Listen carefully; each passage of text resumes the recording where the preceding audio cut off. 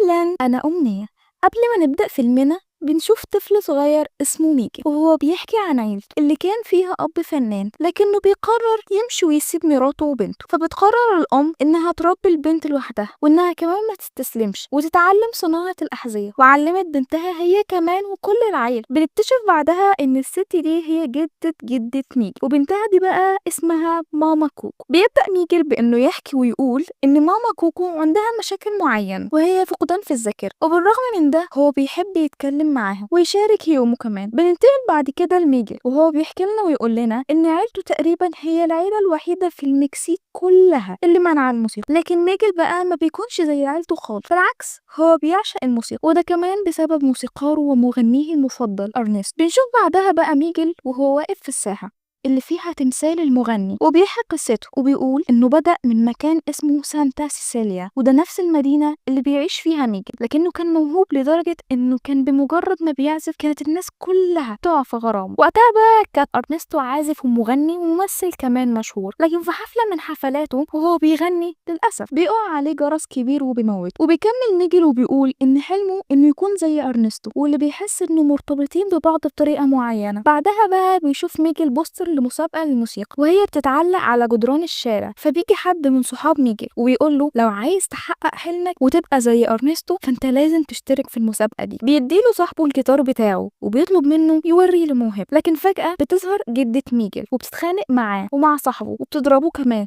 وبتأمره انه يسيب حفيدها في حاله ويبعد عنه. وبتطلب الجدة من ميجل انه يروح البيت، وبتشتكي الجدة بعد كده لباقي العيلة وبتقول لهم ان هي لقت ميجل في ساحة الفنانين. فبيحاول بعدها ميجل انه يدافع عن نفسه ويقول لهم انه كان بيلمع الاحذيه بتاعت الناس مش أكتر، لكن عيلته بتطلب منه يبعد عن الساحه دي نهائيا. فبيسالهم ميجل لو ينفع يشترك في المسابقه اللي هتتعمل في الساحه هناك، وبيقولوا له علشان تشترك لازم يكون عندك موهبه وانت ما عندكش اي مواهب. وبتكمل جدته وبتقول له انه النهارده يوم الموتى ومحدش هيروح في اي حته، وان ده يوم عائلي. وبتشرح له الجده هو ايه عيد الموتى، وبتقول له ان ده يوم في السنه بنقدم فيه قرابين عشان تعدي ارواح الموتى اللي بنحبهم ويتلم شمل العيله من تاني، ولو ما قدموش القرابين دي الارواح دي مش هتعرف تعدي. وبتحذره من انه يروح ساحة الفنانين تاني علشان مصيره ما يبقاش زي والدة ماما كوكو. بعدها بقى بيدخل كلب ميجل فبيطلب منه ميجل انه ما يعملش صوت علشان محدش يحس بيه. بيفتح بعدها التلفزيون وبيتفرج على ارنستو وهو بيعزف قدامه، ولما ميجل بيلاقي ارنستو بيقول ان حلمه متحققش بالسهل وانه عافر علشانه، عشان كده بيقرر ميجل يعمل زيه وانه ما يستسلمش ولا يستخبى من تاني وانه هيروح فعلا المسابقه. بعدها بقى بيظهر ميجل وهو بيحاول يخرج علشان يروح الساحه، لكنه بيلاقي اهله قدامه بيقولوا له انهم خلاص قرروا يعينوه معاهم في ورشه صناعه الاحذيه. فبيسالهم ويقول لهم حتى لو انا مش شاطر في الشغل ده، فبيقولوا له ان العيله كلها بتشتغل فيه من زمان وانت واحد من العيله واكيد كلنا هنساعد. بعدها بقى بيكتشف ميجل بالصدفه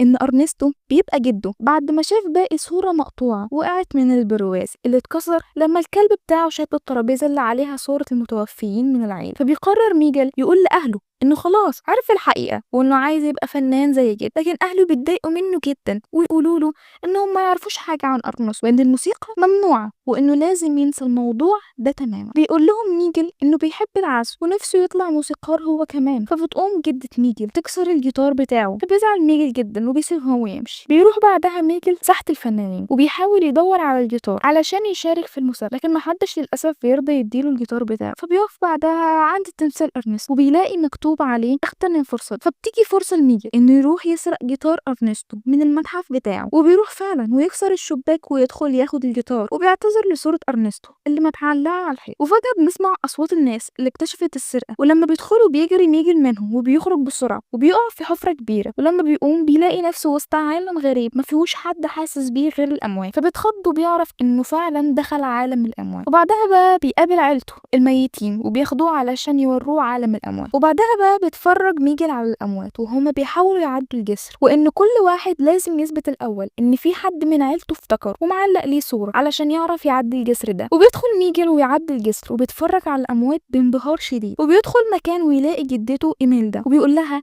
انه اخد صورتها اللي محطوطة عندهم وان دي كانت مجرد حادثة بسبب الكلب بتاعه. وبيطلب من جدته وبركته العلم علشان تعرف الجدة ايميلدا تعدي الجسر وهو كمان يرجع لحياته الطبيعية. وبالفعل الجدة إميلدا بتدي المباركة لميجل اللي بيرجع لحياته الطبيعية علشان يلحق يعلق صورتها تاني بين الصور اللي محتفظين بيها وتعرف هي كمان تعدي الجسر. لكن لما بيرجع ميجل ومجرد ما بيلمس الجيتار تاني بيرجع لعالم الأموات، فبيتضايق جدا وبيقول لجدته إن دي حياته ونفسه يعيشها زي ما هو عايز، فبترفض باقي العيلة إنها تساعده وبتقول له الجدة إميلدا إنها الوحيدة اللي تقدر تساعده، فلازم يرضى بالشروط بتاعته وينسى الموسيقى خالص. فبيقرر ميجل يدور على جده أرنست علشان ياخد مباركته من غير الشروط دي، وبيقابل ميجل واحد من الأموات وبيطلب منه إنه يساعده يلاقوا جده أرنست. فبيوافق الميت ده إنه يساعده وبيعرف عن نفسه وبيقول له إن اسمه هيكتور، بس بيشرط على هيكتور إنه لما يرجع عالم الأحياء يعلق صورته هو كمان بين الصور عشان يعرف يعدي الجسر. وبيقول له إن أرنستو بينظم كل سنة احتفال في عيد الموت، فبيسأله ميجل لو معاه تذاكر لدخول الحفلة دي، بس هيكتور بيقول له لأ، لكنه يعرف إزاي يروح المكان اللي بيتدرب فيه أرنستو. ويتعرف عليه ميجل، وهناك بيتعرف ميجل على فريدة اللي بتعرفه إن أرنستو بيظهر في آخر العرض، وبيعرف منها كمان إن أرنستو مش بيعمل تمرين أداء وإنه مشغول بحفله في البرج بتاعه دلوقتي. بيعرف ميجل كمان من الفرقة الموسيقية إنه لو عايز يدخل لجده أرنستو إنه لازم يكسب مسابقة العزف بتاعه، فبيساعده هيكتور وبيجيب له جيتار من عند قريبه علشان يلعب بيه في المسابقة. وبيطلب قريبه من هيكتور إنهم يعزفوا له حاجة لو عايزين فعلا ياخدوا الجيتار بتاعه، وفعلا بيعزف هيكتور لقريبه ده وبيختفي. بعدها بقى بيفهم ميجل من هيكتور إن أي حد ميت لو ما حدش افتكره في عالم الأحياء بيختفي تماما، وده بيسموه الموت الأخير. بيوصل ميجل وهيكتور للساحة وبتبدأ المسابقة، وبعدها بيطلع ميجل على المسرح وبيغني وبتعجب بيه الناس جدا. وفجأة بقى بيظهر أهل ميجل هيهرب منهم وبتجري وراه جدته وتفهمه إنها فعلا بتحب الموسيقى وكانت بتغني مع جده قبل ما يخلفوا ماما كوكو، وتضطر تعمل تنازلات عشان العيلة. فبيقول لها أعمل كده ليه؟ مش العيلة المفروض تبقى داعم مساند ليا؟ وبيسيبها وبيمشي وبياخد الجيتار ويقف على السلم ويقعد يغني. وبيسمعه ساعتها أرنست وبيسأله أنت الولد اللي جيت من أرض الأحياء؟ وبيستغرب ميجل جدا إن أرنستو يعرف، وبيرد عليه أرنستو ويقول له إن الناس كلها بتتكلم عنه. فبيحكي له ميجل الحكاية كلها وبيفرح أرنستو بحفيده وبيقدمه للناس، وبيحكي له ميجل عن الموسيقى وعن أهله وبيجاوبه جده ويقول له إن الموضوع كان فعلا صعب عليه لكن ما كانش فيه طريقة تانية علشان يحقق حلمه عشان كده سابه. وبيطلب أرنستو من ميجل إنه يكون ضيف شرف في الحفلة، لكن ميجل بيتأسف ويقول له إن لازم يرجع عالم الأحياء قبل الشروق. فبيوافق أرنستو وبيقرر يديله مباركته، لكن فجأة بيدخل عليهم هيكتور وبيكتشف ميجل إن هيكتور كان صديق أرنستو وهو اللي كان بيكتب له كل أغانيه اللي نجحت. وبنعرف بعدها إن أرنستو غدر بهيكتور وحط له سم وموته لما هو قرر يرجع بيته وما يكملش معاه رحلة الوانا وهم صغيرين. وفجأة بيأمر أرنستو كل رجالته إنهم يرموا هيكتور وميجل بره، وبيحكي بعدها هيكتور لميجل إنه كان عايز يرجع بلده ويعتذر لبنته كوكو ومراته. في وقتها بقى بيعرف ميجل إن هيكتور يبقى جده الحقيقي وأرنستو سرق جيتاره وأغانيه. وبتوصل جدته إميلدا وبتاخدهم، فبيحكي ميجل حقيقة موضوع هيكتور وإنه ما تخلاش عن العيلة. وبيقرر ميجل والباقي يروحوا ياخدوا الصورة من أرنستو قبل ما هيكتور يتعرض للموت الأخير ويختفي نهائيا علشان محدش من أهله علق صورته وإنه محدش أصلا يعرف الحقيقة. وبتنجح إميلدا ساعتها إنها تاخد الصورة وبتلاقي نفسها بالغلط طلعت على المسرح وبتغني وبيعزف معاها هيكتور. وبياخد ميجل الصورة من إميلدا اللي بتديها له، كمان بتديله مباركة وتقول له ما تنساش أبدا حب عيلتك. لكن بيظهر أرنستو ويمنع ميجل من الرجوع بالصورة علشان محدش يفتكر هيكتور ويعرف الحقيقة. وبيسمع الجمهور كلام أرنستو وهو بيعترف على نفسه وإنه شخص شرير وبيعرف الجمهور الحقيقة الكاملة. وبيرجع ميجل لعالم الأحياء تاني وبيجري على جدته كوكو وبيغني ليها الأغنية اللي هيكتور كان بيغنيها لها من زمان، والأول مرة بتستعيد ماما كوكو ذاكرتها وهي صغيرة وبتغني الأغنية مع مين. وبتطلع ساعتها ماما كوكو الجزء الحقيقي اللي ناقص من الصورة اللي متعلقة لهيكتور، فبيعلق ميجل الصورة بين الصور وكمان صورة الجدة كوكو اللي ماتت بعدها. وساعتها بقى بيقدر وقتها هيكتور يعدي الجسر مع مراته اللي ما كانتش تعرف الحقيقة وكانت فاكرة